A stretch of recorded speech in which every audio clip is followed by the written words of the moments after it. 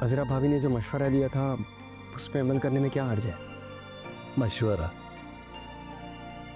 मुझे तो कल जो कुछ हुआ याद भी नहीं यार। बस एक शोर सा कानों में बज रहा है। ऐसे ही होता है, लड़ाई में आप क्या कुछ कह देते हो बाद में कुछ याद नहीं रहता।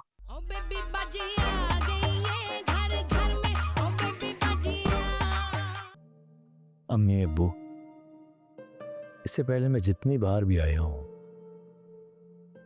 अपने गमों का रोना रोने आया, अपनी खुशियां बताने आया, लेकिन इस बार अपनी बेबसी का इज़हार करने आया हूं आप लोगों से। आपके जाने के बाद से लेके अब तक मैंने अपनी तरफ से पूरी कोशिश की कि हम सब भाई मिलके साथ रहें, हमारा घराना पहले जैसा हो जाए। मैंने और वो काम किया जिससे मुझे लगता था कि घरौंदा टूटने से बचा है। शायद ऐसे मुमकिन ही नहीं, तो हर तदबीर ही उल्टी पड़ गई। हर नया कदम मुझे मंजिल से दूर ले गया।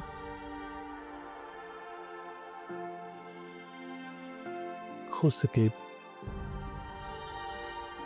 तो मुझे माफ कर दीजिए। पता नहीं मैं अच्छा बेटा और भाई बन पाया या नहीं।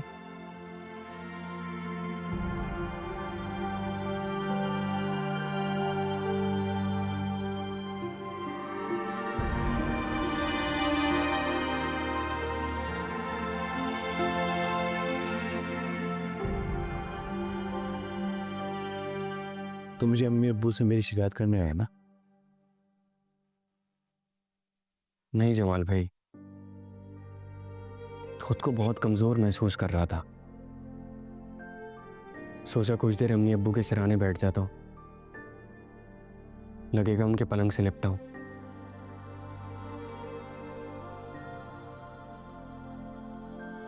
वलीद, क्या तुम भी समझते हो कि मैंने जो किया वो गलत था? जमाल भाई, आपके फैसलों को सही या गलत करार देने के लिए मेरी उम्र बहुत कम है, लेकिन मैं इतना ज़रूर जानता हूँ कि आपकी नीयत साफ है।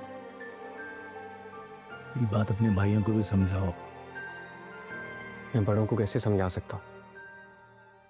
ये काम भी आप ही को करना है। हाँ, मेरी कितनी मानते देखा ना कल तुमने। जमाल भाई, उनका तरीका ज़रूर गलत था, लेकिन यकीन जाने उन्हें सिर्फ इस बात का दुख है कि आपने हम पर भरोसा नहीं किया। लेकिन मैं इतना ज़रूर जानता हूँ, वासिफ भाई, नसीर भाई, इन दोनों को कभी भी आपकी नीयत पर शक नहीं हो सकता। लेकिन अब होगा क्या जमाल भाई?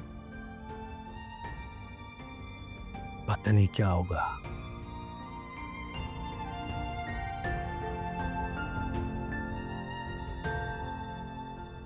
अज़रा भाभी ने जो मशवरा दिया था उस पर अमल करने में क्या हर्ज है? मशवरा? मुझे तो कल जो कुछ हुआ याद भी नहीं यार। बस एक शोर सा कानों में बज रहा है। ऐसे ही होता है, लड़ाई में आप क्या कुछ कह देते हो बाद में कुछ याद नहीं रहता। अच्छा खैर, तुम किस मशवरे की बात कर रहे थे? यही कि फूफो मलकियत वापस ट्रांसफ़र कर दे। हो सकता है इस तरह नसीर भाई और वासिफ भाई की नाराज़गी दूर हो जाए। आज नहीं तो कल ये तो होना ही है। अगर ये बात मैं अभी करूंगा ना तो उनको अपनी तजलील महसूस होगी यार।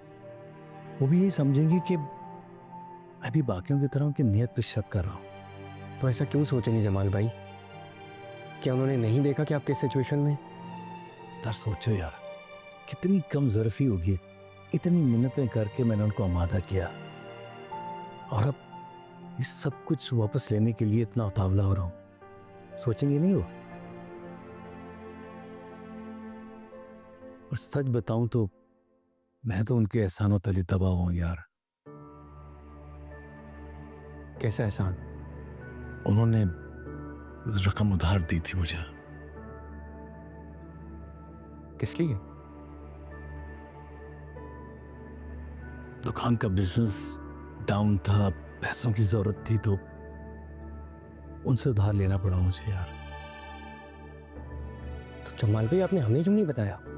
कैसे बताता यार, वो अपनी नई जिंदगी का आगाज कर रहे थे, वैसे में क्या टेंशन लेता।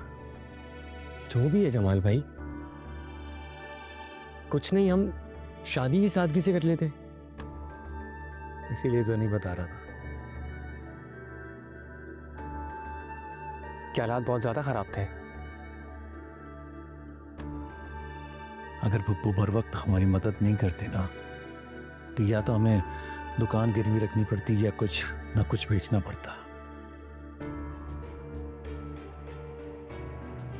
कितना सब कुछ हो गया जमाल भाई और आपने बताया भी नहीं। अब मुझे गिल्टी फील हो रहा है कि आप लोग इस मुसीबत में थे और मैं घूम रहा था। चलो यार, अब तो वो टेंशन दूर हो गई ना। अब तो हम पप्पू के सरमाए से अपने बिजनेस को आगे बढ़ा रहे हैं।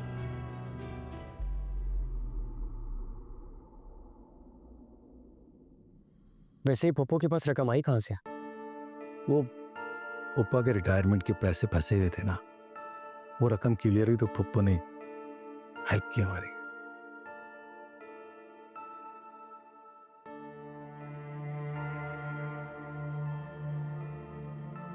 के बाद कसीर भाई को पता है?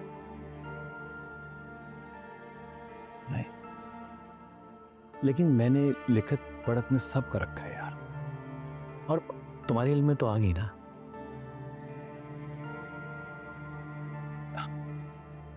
बातें बहुत छुपाने लग गए वैसे आप।